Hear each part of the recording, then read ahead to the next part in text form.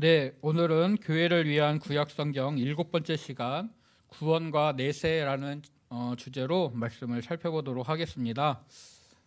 네, 우리 먼저 말씀 시편 49편 14절 15절 말씀 같이 합독하도록 하겠습니다. 같이 읽겠습니다.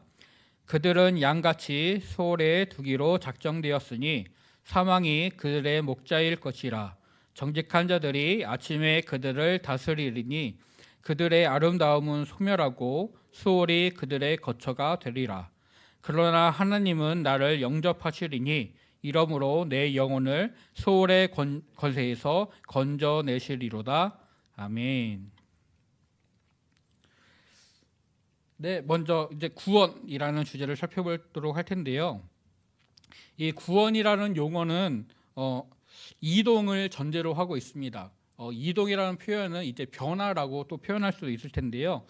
이제 이전 상태에서 이제 다른 상태로 이동을 하게 됩니다. 그리고 이 이동을 할 때는 특정한 작용 방법이나 수단이나 아니면 어떤 신적인 존재의 개입에 의해서 이전 상태에서 새로운 상태로 이동하는 것을 이제 구원이다라고 이제 말을 할 수가 있을 것입니다.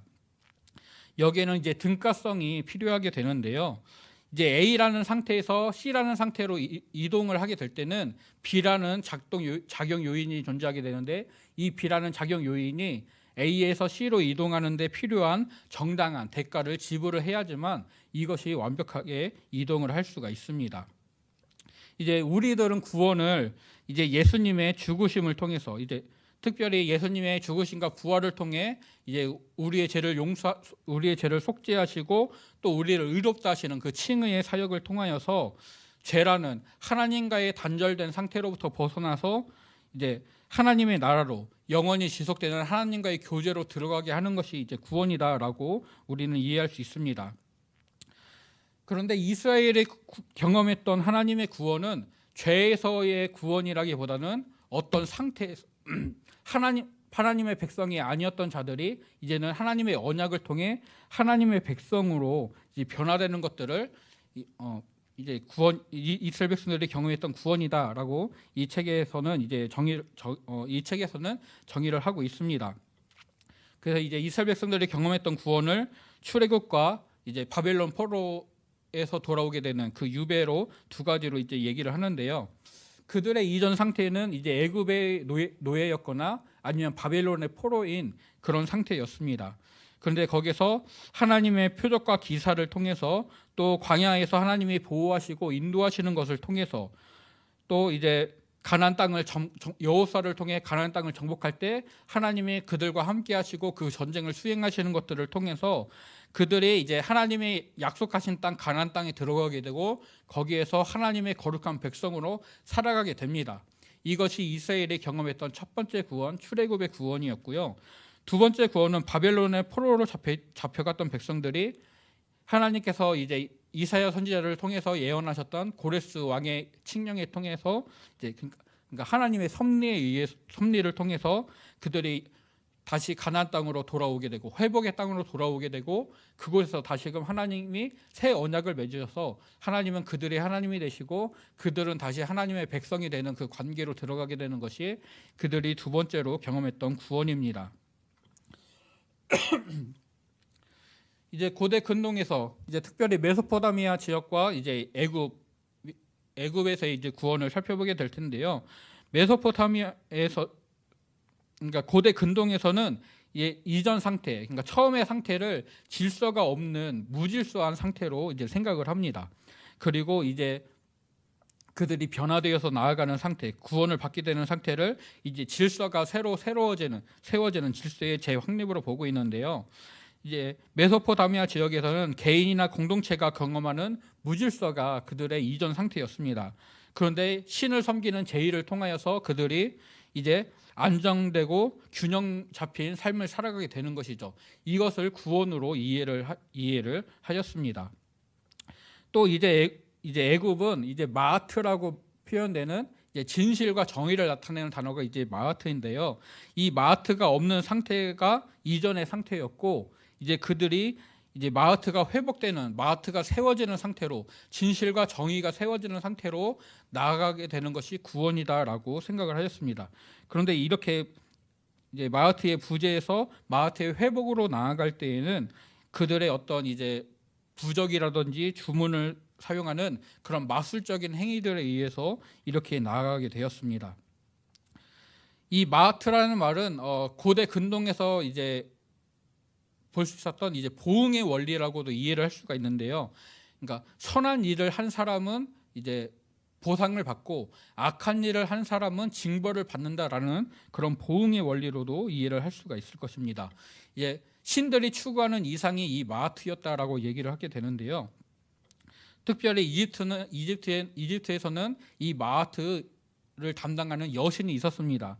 태양신 라의 딸인 마하트 여신이 이 진리를 담당하는 여신이었는데, 그래서 이 진리를 담당하면서 지상계, 인간이 살고 있는 지상계와 신들이 살고 있는 천계, 그리고 죽은 자들이 살아가는 그 명계에서 법을 정하고 그 법을 실행하는 존재로서 그려집니다. 이제 죽은 자들을 심판하고 그들의 행위에 따라서 보응하는 신으로서 이제 등장하게 되는데요. 이제 여신으로도 표현되는 그 마하트, 진실과 정의가 세워지는 그런 과정들을 이제 그들이 구원받는 과정으로 이해를 하였습니다. 그러니까 고대 근동에서는 이제 사후 세계를 인정하고 했었지만은, 특별히 이 구원이라는 상태가 죄에서 구원을 받아서 우리가 이해하는 것처럼 죄에서 이제 하나님의 백성으로, 이제 죄에서 벗어나서 죄가 없는 상태로 들어가게 되는, 이 죄가 용서받게 되는 것을 구원으로 여기는 것이 아니라 질서가 없는 상태에서 질서가 있는 상태로 가게 되는 것을 그들은 구원으로 여겼습니다. 이런 개념에서 보게 될 때 이스라엘은 이제 노예 생활, 포로 생활을 통해서 공동체적으로 무질서한 상태에 있습니다. 그런데 하나님이 세우시는 언약과 또 하나님이 베푸시는 은혜, 섭리에 의해서 이제 하나님의 임재를 통해서 질서가 세워지고 하나님의 거룩한 백성으로서 세워지는 것이 그들에게는 구원으로 이제 여겨지게 되는 것이죠. 이것은 이제 이어지는 내세와 부활을 통해서 이 개념들을 조금 더 살펴보도록 하겠습니다. 이제 내세, 다음 생, 이제 우리가 흔히 말하는 천국과 지옥이라는 이런 내세, 그리고 부활, 이 내세에서는 이것들을 우리는 보상과 징벌이라는 개념으로 이해할 수가 있습니다. 즉 하나님과 함께 천국에서 거하는 것, 이것은 보상이라고 할 수가 있을 거고요. 하나님으로부터 단절되어서 지옥에 가게 되는 것, 이것들을 이제 하나님과 단절되는 것, 이것들은 징벌이라고 이해할 수 있을 것입니다. 이제 믿음 안에 있는 자들, 그래서 그리스도 안에 거하는 자들은 이제 하나님 나라에서, 하나님이 세우시는 하나님 나라에서 하나님과 교제하는 그런 것들을 맛보게 될 것입니다. 그리스도인으로서 우리가 이제 궁극적으로 맛보게 될 마지막 성취라고 할 수 있을 텐데요. 우리는 이제 믿음으로 구원을 받고 하나님 나라에서 하나님의 백성으로, 하나님의 자녀로서 살아가게 되는 것들을 믿음으로 받고 있습니다. 그런데 고대 근동에서는 이 사후 세계를 인정하는 개념들이 조금 달랐습니다. 먼저 메소포타미아 지역의 사후 세계에서는 그들은 지금 현세에서의 삶은 신들이 다스리는, 신들이 질서를 통해서 다스리는 그런 질서 잡힌 우주에 있는데, 이 사후 세계는 그 질서 바깥에 있는 이제 절대적으로 무질서한 세계다라고 생각을 하였습니다.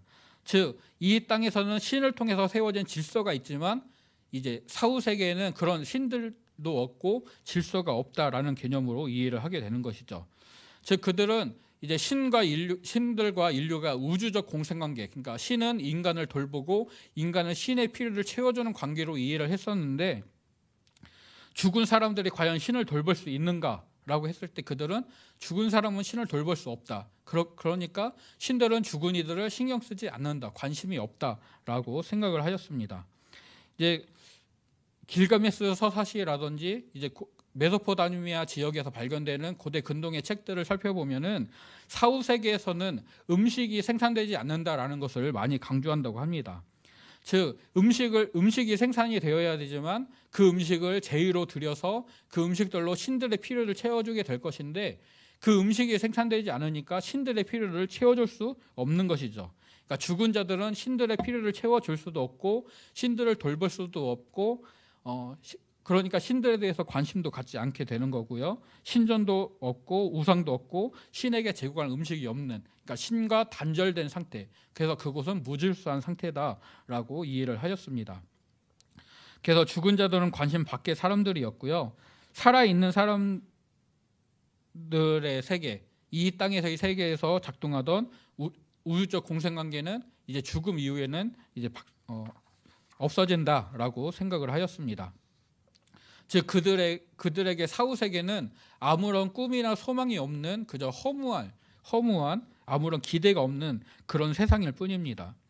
하지만 죽은 자들도 공동체를 이룬다, 사회를 이룬다라고 생각은 했다고 합니다. 그들이 공동체를 이루고 살았기 때문에 죽은 자들도 공동체를 이룰 것이다라고 생각을 하였습니다. 이제 물론 신들이 전혀 죽은 자들에게 관심을 갖지 않기 때문에 이제 신들에게서 보상이나 아니면 보상을 받거나 징벌을 받거나 하는 일들은 없지만 망자들은 각자에게 맞는 지위가 부여되고 그 지위에 맞게 살아간다라고 생각을 했습니다. 그래서 살아있는 자들은 죽은 자들을 돌봐야만 했는데 이것이 장례를 통해서 그리고 이제 제사를 통해서 죽은 자를 기억하고 돌보는 것으로 나타나게 되었습니다. 특별히 망자가 더 이상 기억되지 않게 될 때 그 망자가 완전히 소멸되는 궁극적인 죽음을 맞는다라고 이해를 했고, 그래서 살아있을 때 이 사람이 죽게 되면 그를 기억해 줄 수 있는 자손을 많이 낳는다거나 아니면 어떤 유명한 명성을 높이는 유명한 일들을 하여 유명한 사람이 되어서 많은 사람들이 그를 기억해야지만 죽음 이후에도 그가 완전히 소멸되지 않고 그 사후 세계에서 살아갈 수 있다라고 생각을 했다고 합니다.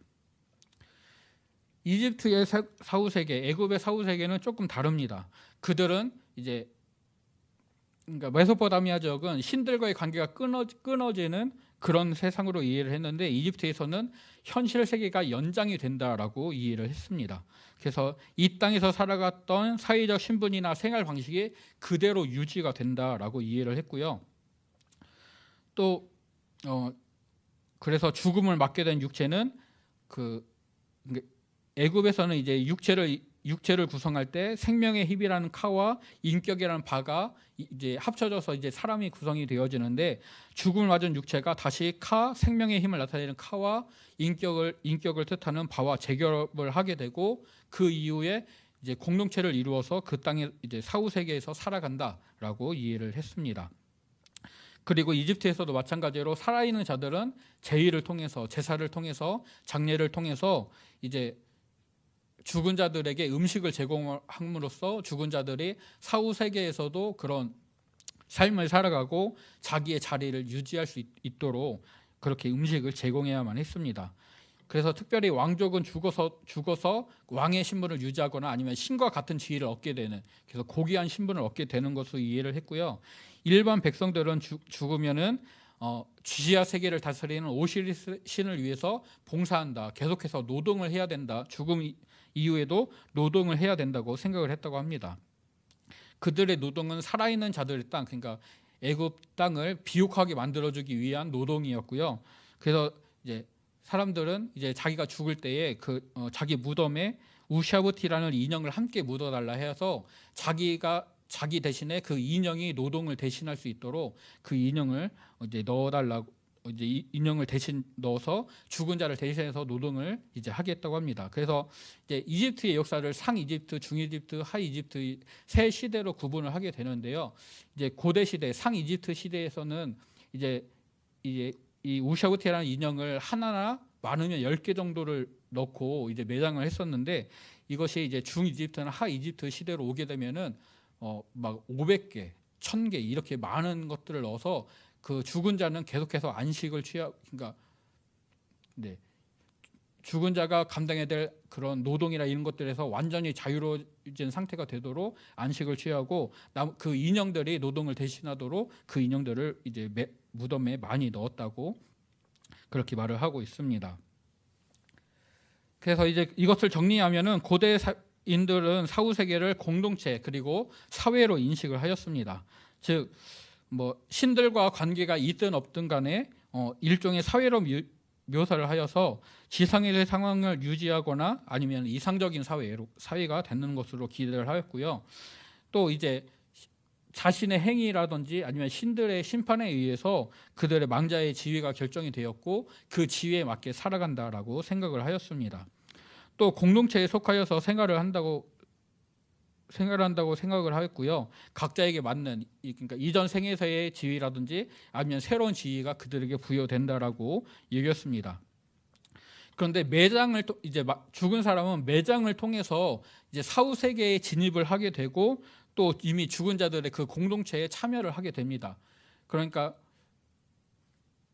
이 적절한 매장이 이루어지지 않는다면 그는 사후 세계에 진입할 수 없게 되고 이 땅에 남아 있을 수도 없게 되고, 그러니까 이 땅에서의 공동체에서도 그리고 사후 세계의 공동체에도 참여할 수 없는 완전한 이방인이 되게 되는 것이죠. 그래서 이제 가족 무덤이라든지 어떤 매장지를 구해서 그 매장지에 적절하게 안치하는 것이 이제 그들의 이제 살아있는 자들은 죽은 자들 대우할 때 적절한 매장을 하고 그 다음에 이제 그를 위해서 계속해서 제의를 올린다든지 해서 그가 죽은 자들의 세계 사후 세계에서 살아가는 데 필요한 그런 음식물을 계속해서 제공해 주어야만 했습니다. 그런데 이제 이스라엘이 이제 이해했던 사후 세계는 이런 메소포타미아나 이집트와는 비슷한 부분도 있지만 조금은 다릅니다. 이제 그들은 수올이라는 단어로서 그들이 죽음 이후에 가게 될 장소를 표현을 했었는데요. 이 수올이라는 단어는 무덤, 지옥, 구덩이라는 뜻을 가지고 있습니다. 이제 죽은 사람들이 가게 되는 처소 또는 무덤, 그리고 영적으로는 형벌과 고난의 장소를 상징하는 것이 이 수올입니다. 신약에서는 이 수올을 하데스라고 표현을 하기도 하는데요. 이제 수올을 죽음이라고 번역을 하고 또는 이제 벌을 받는 장소로서 지옥이라고 표현을 하기도 합니다. 또 무덤이라고 이제 얘기를 할 때는 선하고 그 사람이 선했는지 악했는지 그런 기준들은 이제 따지지 않고 모든 사람들이 죽은 다음에 그 영혼이 머무는 장소로서 이제 얘기하게 될 때 이제 무덤이라는 단어를 사용한다고 합니다. 또 수올을 이제 음부라는 단어로서 표현을 하기도 합니다. 요나서 2장 1절과 2절을 보게 되면은 이제 요나가 물고기 뱃속에 갇혀 이제 물고기에게 잡아먹히고 그 뱃속에서 하나님께 기도를 하는 부분이 나오는데요. 그가 거지에 죽게 되었을 때 이렇게 고백을 합니다. 내가 받는 고난으로 말미암아 여호와께 불러 아뢰었더니 주께서 내게 대답하셨고 내가 스올의 뱃속에서 부르짖었더니 주께서 내 음성을 들으셨나이다라고 이제 고백을 하고 있습니다. 즉 요나가 물고기에게 이제 바다에 던져지고 물고기가 삼켜서 그가 거진 죽게 되었을 때 그가 하나님을 찾고 기도를 했는데 그것이 스올의 뱃속이다. 이제 물고기에 잡혀서 죽게 된 것을 이제 수올에 갔다라고 표현을 하는 것을 볼 수가 있습니다. 또 이 수올은 사망과 부활 사이에 있는 영혼의 상태 또는 그러한 장소 아니면 이 땅에서 가장 깊은 장소로서 이해가 됐는데요. 신명기 33장 22절을 보면은 내 분노의 불이 일어나서 수올의 깊은 곳까지 불사른다. 땅과 그 소산을 삼킨다라고 말씀하면서 이 수올이 땅의 깊은 곳을 이제 말한다라고 하고 있습니다. 또 이 수올은 한번 들어가면 결코 벗어날 수 없는 곳으로 이해가 되었는데요. 이제 욥기서에 이 수올을 표현하는 단어들이 나옵니다. 먼저 욥기서 10장 21절 22절을 보면 내가 돌아오지 못할 땅 곧 어둡고 죽음의 그늘진 땅으로 가기 전에 그렇게 하십시오라고 하면서 땅은 어두워서 흑암 같고 죽음의 그늘이어서 아무 구별도 없고 광명도 흑암 같다라고 하면서 아주 이제 이 수올을 아주 어두운 곳, 그 흑암이 깊은 곳으로 말을 합니다. 또 욥기서 7장 9절에 구름이 사라져 없어진 같이 수올로 내려가는 자는 다시 올라오지 못할 것이다라고 말씀을 하고 있습니다. 또 시편에서는 이 수올을 하나님께 대한 감사가 없는 곳, 그리고 하나님의 손길과 기억으로부터 완전히 차단된 하나님과 단절된 장소로서 묘사를 합니다. 시편 6장 5절을 보게 되면 사망 중에서는 주를 기억하는 일이 없사오니 수올에서 주께 감사할 자가 누구입니까? 라면서 이 수올에서는 하나님께 감사함이 없다라고 얘기를 하고 있습니다. 또 시편 88편 3절과 5절에서는 나의 영혼에 재난이 가득하고 나의 생명은 수올에 가까웠다 라고 하여서 이 수월이 재난이 가득한 곳, 어려움이 가득한 곳이라고 말을 하고 시편 88편 5절에서 주께서 그들을 다시 기억하지 아니하시니 그들은 주의 손에서 끊어진 자니이다라고 말하면서 이제 죽음에 빠진 자들이, 수월에 빠진 자들이 하나님부터 단절되었다라는 것들을 표현을 하고 있습니다. 그리고 이제 수월을 또 다른 말로 이제 음부라고 표현을 하게 되는데요. 이 음부라는 것은 땅속 지하 세계를 가리키는 표현으로 이제 표현이 됩니다. 모든 죽은 자가 사후에 이제 거하게 되는 처소이죠. 특별히 유대인들은 우주가 하늘, 그리고 땅, 그리고 음부, 땅속 지하 이렇게 3층으로 구성되어 있다라는 우주관을 가지고 있었는데요.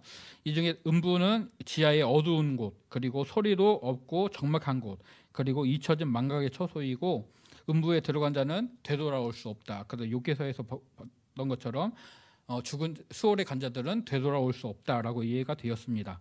또 이 땅, 하나님과 이제 하나님으로부터 단절되었기 때문에 이 땅에 있는 자들과도 교제할 수 없는, 하나님부터 단절된 장소로서 이해가 되었는데, 그런 것들을 표현하는 단어가 이제 음부입니다.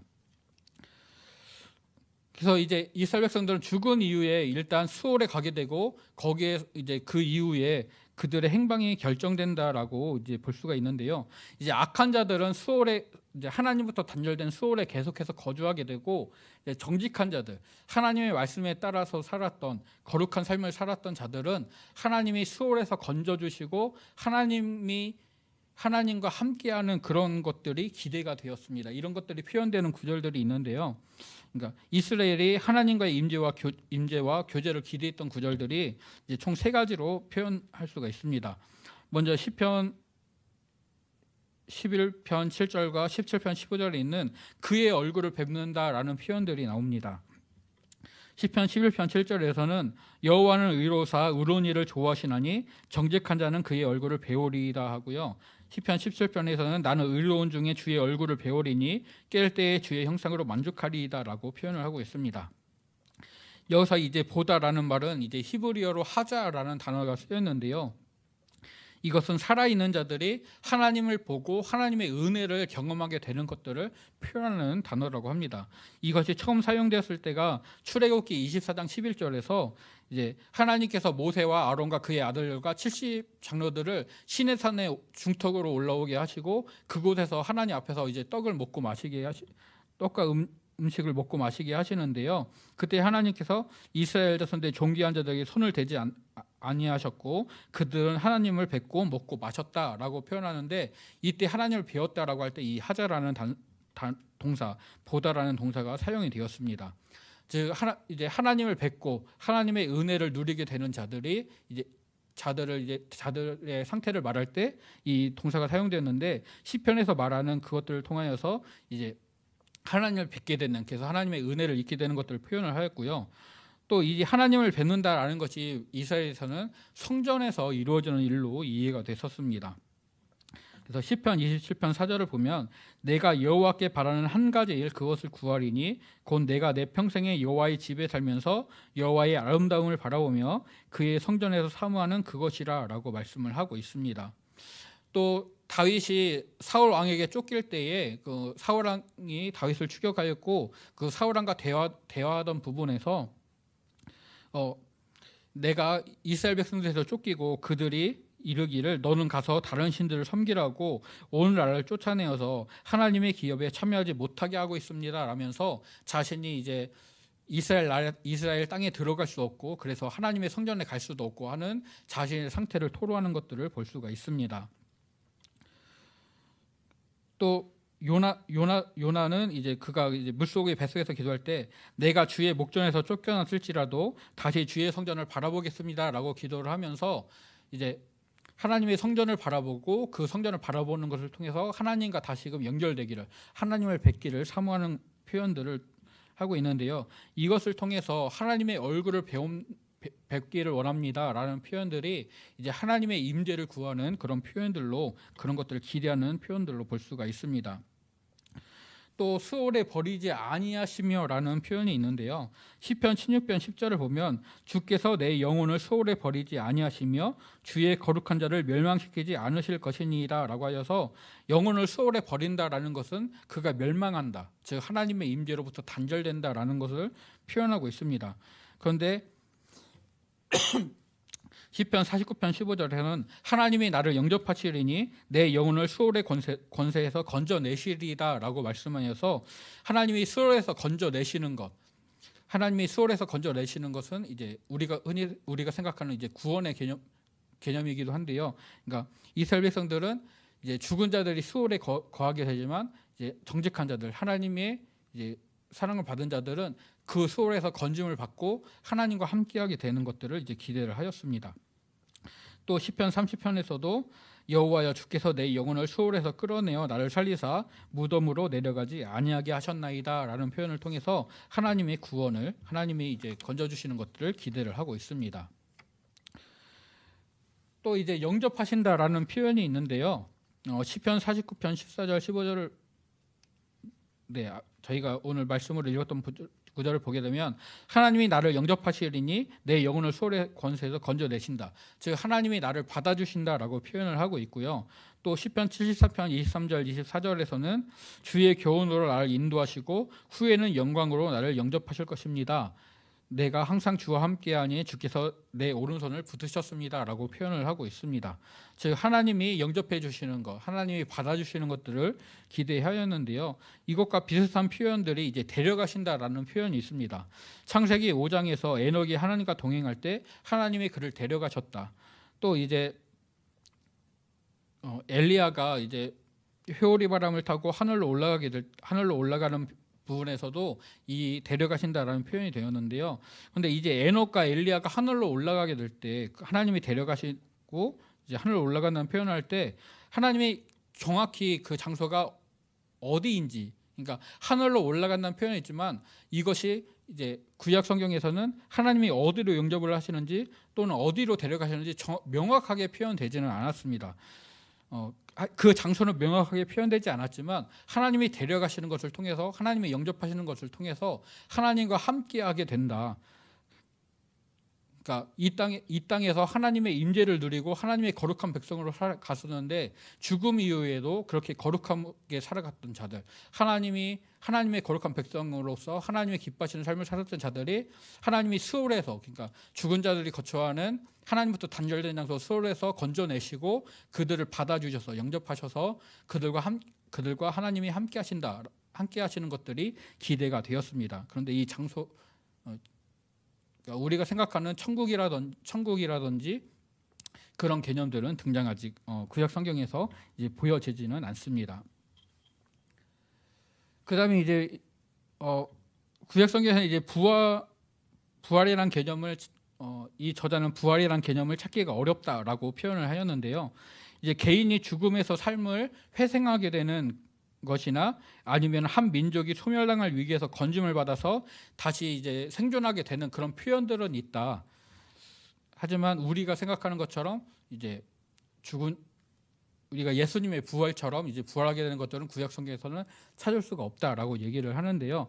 먼저 일단 구약 성경에서 이제 개인이 죽음에서 회생하게 되는 것들은 이제 엘리야를 통해서, 엘리사 선지자를 통해서 이제 죽은 사람을 이제 살리게 되는 것들을 이제 열왕기상과 열왕기하 말씀에서 보여주십니다. 또 에스겔 47장의 마른 뼈들의 환상, 그리고 호세아 6장 2절에서 여호와께서 이틀 후에 우리를 살리시며 셋째 날에 우리를 일으키시리니 우리가 그의 앞에서 살리라라는 표현들을 통해서 하나님께로 돌아온 이스라엘 백성들이, 그리고 하나님께서 이제 회복시키겠다라고 약속하신 이스라엘 백성들이 다시금 이제 하나님의 백성으로 회복되어져 가는 그런 것들을 이제 집합적인 부활로 이제 이해를 할 수 있다라고 저자는 그 책에서 주장을 하고 정리를 하였습니다.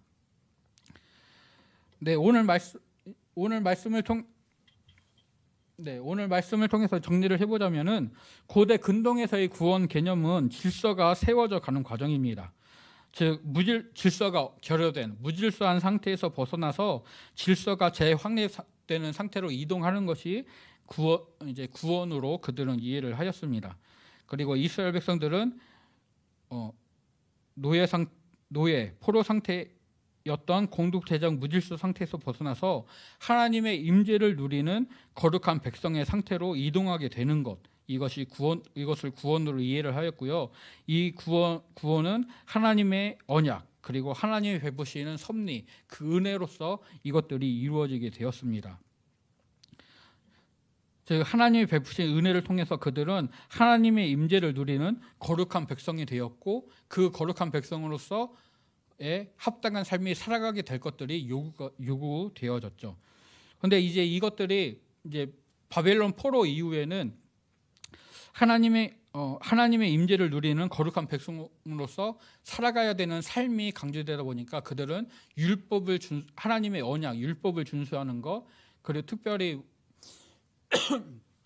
그들의 조상들이 범했던 대표적인 악으로 여겨지는 하나님을 버리고 우상을 섬기는 것들, 또 하나님의 말씀에 불순종하는 것들을 이제 철저하게 금했습니다. 그래서 율법을 지키는 것들을 이제 상당히 강조를 하였고, 다른 백성들과 함께 통혼을 하거나 섞인 민족이 되는 것들, 그러니까 하나님의 선택받은 백성으로서의 이스라엘의 거룩함을 유지해야 되는데, 그 거룩함을 유지할 것들을 말씀을 지키는 것, 그리고 그들 스스로의 어떤 민족적인 거룩함을 유지하는 것들을 통하여서 그것들을 표현을 하였습니다. 그래서 이방인들을 무시하고 유대인들만의 공동체를 구성하려고 했던 것들이나, 그리고 예수님이 사역하실 당시에 예수님께서 안식일에 여러 가지 이적들을 베푸시고 병자들을 고치실 때 그것들을 반대했던 모습들을 통해서 이제 물론 유대인들의 행동이 이제 행동은 잘못된 것이지만 이제 그들이 왜 그런 행동들을 취했는지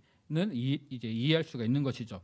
하나님의 말씀대로 살아가야 되는 거룩한 백성으로서의 삶을 유지하기 위해서, 물론 그들이 그것들을 온전히 살아내지는 못했지만 적어도 그들의 생각 저변에는 우리는 하나님의 선택받은 백성으로서 이 말씀을 따라서 살아가는 삶이 중요하다. 하나님의 임재를 누리는 거룩한 백성으로서 우리가 구원을 받아야 되는데 그것을 위해서는 이제 하나님의 베푸시는 은혜에 의해서 그 삶을 살아갈 수 있는 것임에도 불구하고 그들은 하나님이 주신 언약을 지킬 때 이것이 가능하다라고 이해를 했고, 그래서 그들은 계속해서 그 말씀을 지키는 것들을 강조하는 것들을 볼 수가 있습니다.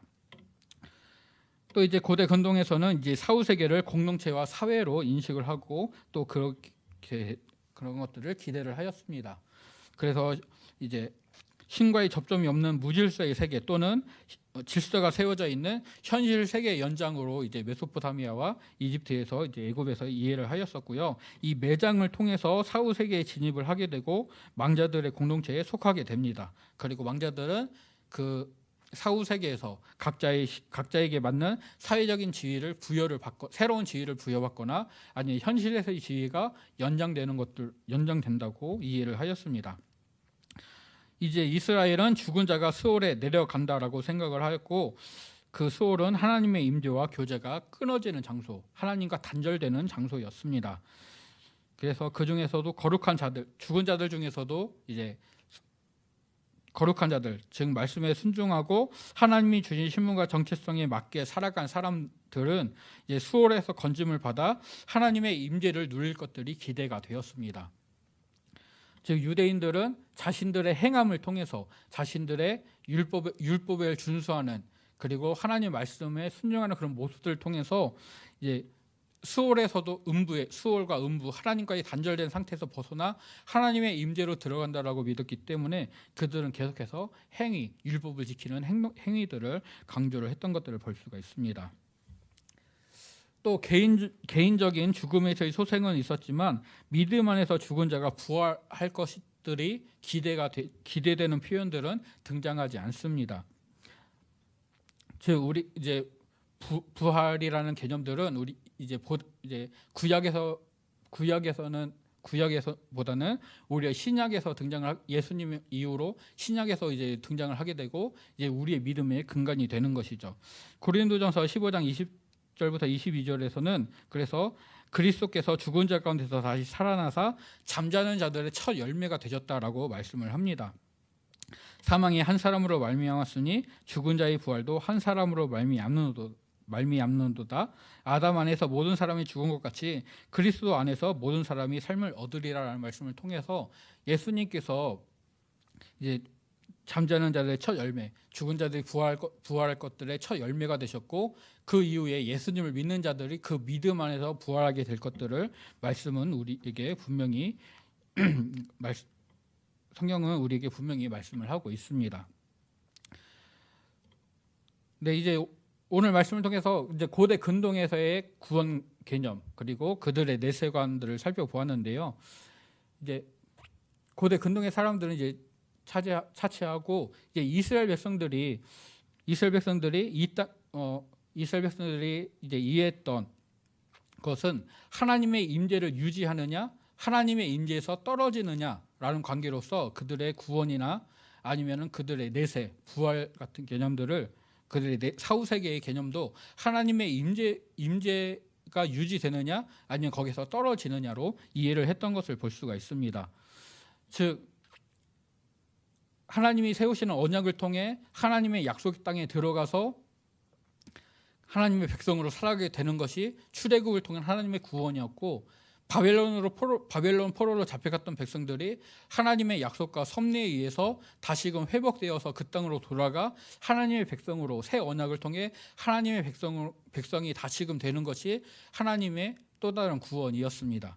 즉 그들의 구원은 하나님과 함께한다. 하나님의 임재를 누리고 하나님의 거룩한 백성으로 살아간다라는 것이 그들의 구원 개념이었습니다. 그리고 그들의 사후 세계에서도 죽은 자들은 음부, 수월이라는 곳에 가게 되지만 거룩한 자들, 하나님의 말씀에 순종하고 하나님의 율법을 준수하면서 살아갔던 자들은 하나님의 수월에서 건져주시고 영접하신다, 데려가신다. 이런 것들을 기대하는 표현들을 통해서 죽은 자들은 수월이라는 사후 세계로 가게 되지만 그것은 하나님과 단절된 장소. 그래서 하나님의 말씀에 따라 순종했던 하나님의 거룩한 백성으로서 살아갔던 자들은 하나님이 그들을 건지셔서 그들을 받아주신다, 그들을 데려가신다. 그래서 다시금 하나님의 임재를 누리게 된다라고 이해를 하였습니다. 물론 그것이 우리에게 주어진 천국, 하나님 천국으로서의 하나님 나라 이런 그런 개념들은 명확하게 등장하지는 않지만 그들이 하나님의 약속하신 땅 가나안 땅에서 하나님의 백성으로 살아갔던 것처럼 죽음 이후에도 그렇게 말씀에 살아갔던 자들이 말씀을 따라 살아갔던 자들이 하나님이 그들을 건지셔서 그들과 함께 하신다. 하나님이 함께 하시는 그 어떤 곳이 있다. 하나님이 그 장소가 명확하게 등장하지만 그곳으로 데려가시고 영접하신다라는 개념들이 발견이 되어집니다.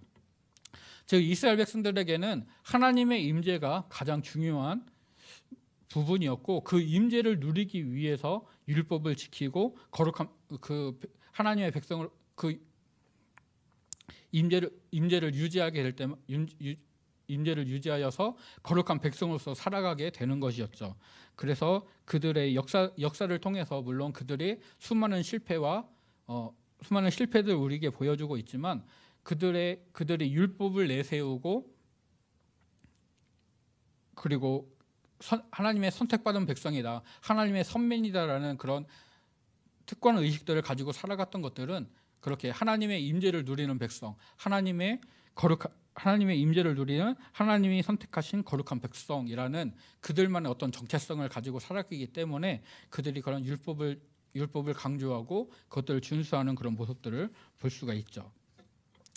하지만 그들의 이해는 분명히 잘못된 부분들이 있습니다. 이제 예수 그리스도를 통해서 하나님의 계시가 온전히 이루어지게 되었고, 또 이제 신구약 성경 말씀을 통해서 하나님의 계시가 이제 하나님의 특별 계시가 우리에게 완전히 주어지게 되었습니다.